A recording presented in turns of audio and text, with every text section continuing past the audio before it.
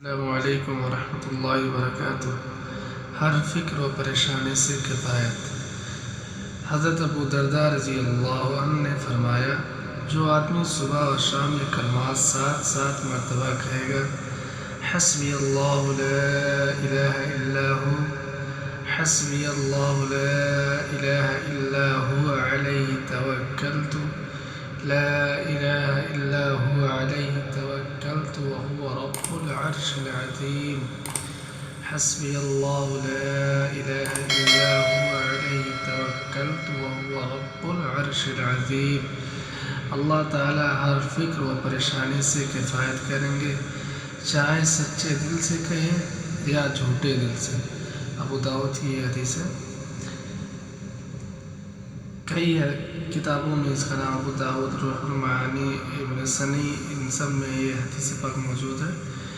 اس کے علاوہ ہڈیوں اور جوڑوں کے امراض دور کرنے کے لیے مجرب عمل ہے۔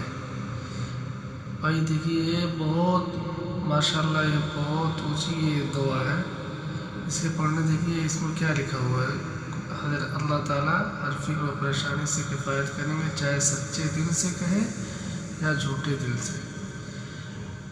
تو یہ بہت جامع دعا ہے، اس کو ہر بھائی یاد کر لیں انشاءاللہ۔ اس کو صبح اور شام 7 مرتبہ پڑھیں، فجر کی نماز کے بعد اور مغرب کی نماز کے بعد پڑھیں، تو انشاءاللہ اللہ تعالیٰ ہر فکر و پریشانی سے کفایت کریں گے۔ اور دوسری بات یہ بھی یہ دیکھیے، اس کے علاوہ ہڈیوں اور جوڑوں کے امراض دور کرنے کے لیے مجرب ہے، یعنی جو بھائی لوگ یا جو بھی مائیں بہنیں جو بھی ہڈیوں کے جوڑوں سے پریشان حال ہے، ان کے لیے بھی یہ مفید ہے۔